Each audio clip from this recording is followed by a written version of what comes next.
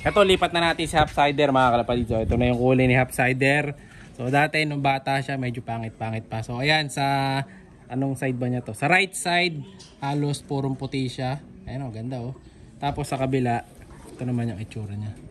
So, ayan o. So, Hopsider. So, dalawa kulay. O, ayan o. Siya si Idol madla, nakakahanga, may mga hawak, gandang linyada. Ika'y inspirasyon kung bakit hanggang ngayon ako'y palaging kumakarera.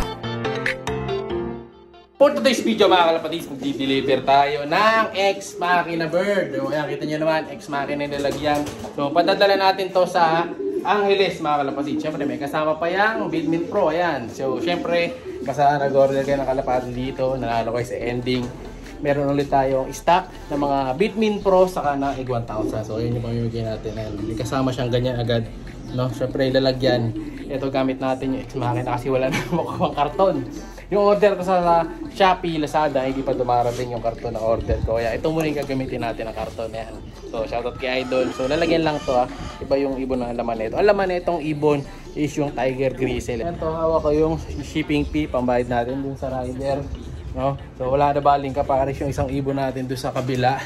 And then, ito, lilipat ko na rin mga kalapatid ito mga young bird ko. Ayan. So, itong young bird na apat na to, okay, lilipat na natin sa kabila. So, lipat-lipat stage kasi tayo dito para lumakas sila at masanay. Ako, dito na naman pala si Bantam. Ayan, no? Hi, girl. Ano yung nagawa ko dyan? No? So, mukhang itlog na naman sila dito. Check natin yung itlog. Yeah. Ayun, tatlo na itlog. Ayan, mga kalapatid. So, tatlo na itlog. Oh. Kasi nung nakaraan, dalawa lang to. Ngayon, ayan, tatlo na itlog nila. Diba? So, patuloy ang pag-itlog dito ng bantam natin. Pababait yan yung mga bantam ko. Nasaan na? Malis na. Sumibat na siya. Tapos, nasaan na ba? Ito, yung kondisyon naman ng isa nating ibon. Ito, na si Neji, okay naman na siya mga kalapatids. Masigla na ulit si Neji. Tapos yung pups niya, okay na rin. Kondisyon na rin natin siya. Kailangan na lang netong maligo. No? Siguro sa mga susunod araw, pwede na siyang liguan. No? So, ngayon, lipat ko muna tong apat na to. So bali yung apat kasi na to is mga ending birds natin. So ito, yung nakaraan na binlog ko na walang kumukuha doon sa nanalo ng ending. Sa wakas, nag-reply na siya. So padadala natin sa Lunes. So ayan, napanalo na ni Idol na taga Valenzuela. Ayan, kasi di siya nagre-reply. Sinisin lang niya yung message natin. Ayaw yata niya ko yung napanalunan niya. Pero sa wakas, after 5 days, nag-reply din. So patadala natin sa Monday yung ibon niya. Sabay-sabay na. So eto, may ending birds din tayo dito. Ito pang next week. Ayan, yung white grizzle, mga kalapatid siya, pang ending birds natin. Then yung iba dito, eto, nakasalang din to this week, mga ending birds natin yung mga kalapatid. Mga excess na young birds natin. Meron pa tayo dito, white flight, masili. So pwede rin natin pang ending birds yan. Basta abang-abang lang, marami tayong mga nakasalang na mga ibon dito. Nilipat na natin yan. Ito, mukhang itlog yata agad. So yung nandito naman sa kabila, tatanggalin ko na rin dito. Ito, yung tatlo na to. Yan, lilipat na natin yan sa flyer section. Tapos lalabas ko yung mga nakatape. Yan ang ating mga project for today. Tapos yung nanalo sa raffle natin mga kalapatid, ito yung update nun. Ayan, dahil hindi nag-PM yung mga nanalo. So ito, pipili tayo ng panibago. Lalagyan na lang natin sa ending ng video. So hindi natin nilalagay sa title, sa thumbnail para kayo mismo maghanap. At makita nyo mismo mga kalapatids kung sino yung mga nanalo, di ba? Ito naman yung paladala natin sa Miguagua sa Monday pa mga kalapatids yan. Monday deliver natin ito. Ayan, sabay-sabay na rin sila dahil ang dami nating for deliveries na mga ibon. So salamat doon sa mga nag-order. Ito with pre-training box to mga kalapatids, no? Kasi may extra pa siyang kinuha. So kaya with pre-training box. So usually pag dalawa talaga kinuha yung ibon, may pre-training box yan. Tapos ito, naku, nauhon natin mga ibon ko. Mamaya, painumin ko kayo dyan. Lipat ko muna yung mga young bird natin na nililipat. No? Kasi sa susunod na content natin, mag-aabang naman tayo ng kalapate para dun sa sinakay natin kahapon, noong Sabado, saka nung Friday. So tara, bago na natin ilagay yung mga ibon na to, buti na na napadeliver ko na yung ibon. So kunin na natin sila.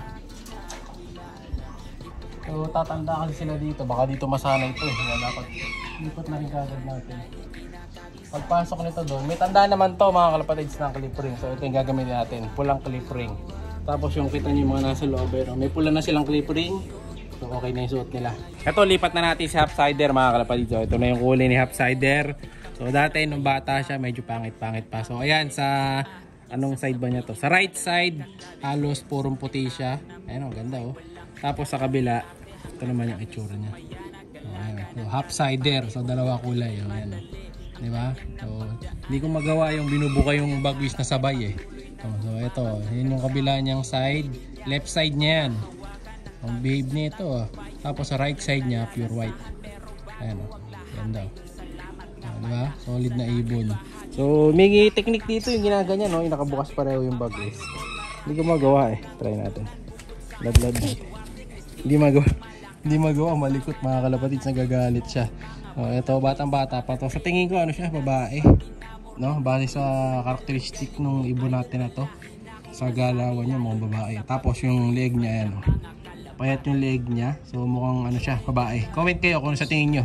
Kung babae o lalaki yung kalapati natin na to. So ayan siya. Solid na solid. Ninutubuan na nga ng ano eh, kuto eh. So ayan o. Hapsider. Ewan ko yung mga kapatid nito kung magiging ganito. Mamaya check natin no. Sa mga next upload natin. Abangan nyo. So lalagay na natin ngayon to sa hen section natin dito. Sarang muna natin yung barako section natin. Yan. Yo. Tapos ito, isa natin. Yan. Dito natin siya lalagay mga kalapatid. Nagtatakas din. Yan na, yung mga kasama niya. Mahilap yan eh. Okay, next. Ito naman yung dalawa pa. Medyo malikot eh. So ito yung grizzle. Ito naman yung isa. Ewan ko ano line nitong isa natin na to. Medyo malaking ibon to. Ayan o. Laki ng balikat to. Bata pa lang. Laki ng balikat. Mailap. Tumatakas. Kaya umangat ang balikat niya. So ito medyo mabait. Lalagay din natin doon sa kabila. Tara. O yun yung isa o. Si Hapsider. Ano na siya doon o. Tawag nito. Fill at home na. Ito yung mga bago niya mga kasama. Yung grizzle. Huwag kang lilipad pa mabalik. Tapos ito. Ang likot pa ako napatid. Tatakas to. Sara na natin. Yeah. Ito naman yung ending birds natin na dalawa. So ito yung Alphonse Vandenbroek na nakasalang ngayong week. Tapos ito sa mga susunod pa. So ito titingnan ko pa. Baka gawin ko na lang flyer to. Ayan o. Malaking ibon din siya mga kalapatid. So anak to nung imported Campus cross dun sa Mulemans. So hindi siya nagkulay Tiger Greaser o kulay kalawang. Iba nilabas. So lalagay muna natin dito sa likod para mas tumibay sila. Ito naman yung anak nung imported na Campus cross Mulemans. Kapatid to nung blue bar kanina. So ito yung kulay niya. White grizzle naman siya mga kalapatid. So ayan o. Hindi ko lang alam kung magta Tiger Grizzle to. Baka kumapal pa yung mga balad-balad niya sa mukha. Ayan o. Swerte nung makakadali na ito. Tiger Grizzle na white. Ayan o. Kung di man mag Tiger Grizzle na medyo maputi ito, eh at least grizzle na kagad siya dahil nakita niyo yung buntot niyan. Itim yung buntot, itim yung dulo ng bagwis. Ayan o. Solid. Gandang ibon nito. Possible na babae kasi mas malaki yung nandun sa kabila. Yung una natin kinuha. Ayan o. Possible white Tiger Grizzle. Pero sure grizzle na. Hindi ko alam kung magta-Tiger Grizzle eh. Minsan kasi pag ganito nagbabago pa kulay. Pag nagkakaedad. So, lagyan na natin to. Si Masili. Tapos ito, sumisiya pa yung isa kasi batang-bata pa yon. Saka ito up color. Ayan. So, 4 na ibon. Ayan. Wala kayong mag-overfly dyan. Kasi minsan may nakakatakas dito eh. Diba may nakatakas na sa ating isang ibon dito nung binubukas ako ganyan. Pero sa ngayon, ayan, dyan muna sila. Mga ilang araw lang naman to. Ayan, siguro mga 1 week na yung pinakamatagal. Hanggang 2 weeks. Tatambay sila dito. Maganda dito kasi nahanginan sila.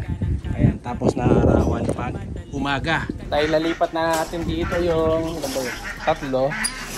So, pawalan ko muna yung mga tinate ko. Ayan.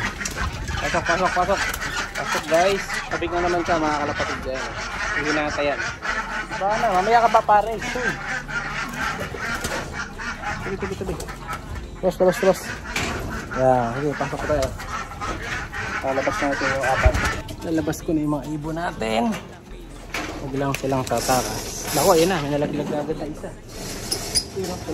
Nalaglag na isa. Uli natin. Ay, pinatigan na.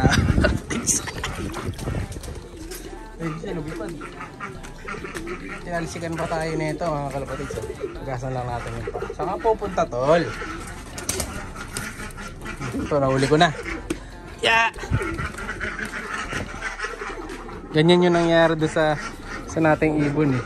Yung nawala. Yan! Shoot! Pambihira yung itim mga kalapatid.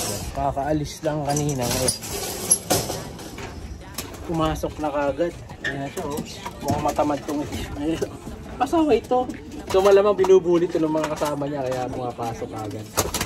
Tara, lalabas ulit natin siya. Ayan. Balik natin dun sa labas. Ayan, mga ito, lalabas ulit natin siya oh. So kailangan kasi masanay ito. Pag di natin nilabas ito, mawawala siya. Ayan. Sa labas na siya. Ayan siya oh. Oh. Medyo pasaway lang siya talaga eh oh. Ayaw lumabas eh, pumapasok agad eh. Pasok na ha, ay labas na ha. Medyo takot siya mga kalapatid, kaya nanginginig yan. Takot lumabas. Itong si Velvet. Ano maganda pangalan dito? No, comment kayo ano maganda pangalan dito kay Velvet. No, wala akong maisip na pangalan kay Velvet eh. Sige. Ay na bahala magpangalan ha. Asan ko yung mga ipapangalan nyo dyan sa kanya. For the meantime, tatapusin muna natin ang video natin for today. And then abang-abang kayo, baka pumili ako ng mga panibagong winners sa raffle natin. Kaya alam nyo na, like and subscribe. Ingat! Siya'y kalapatistang napakagaling na kinakilala.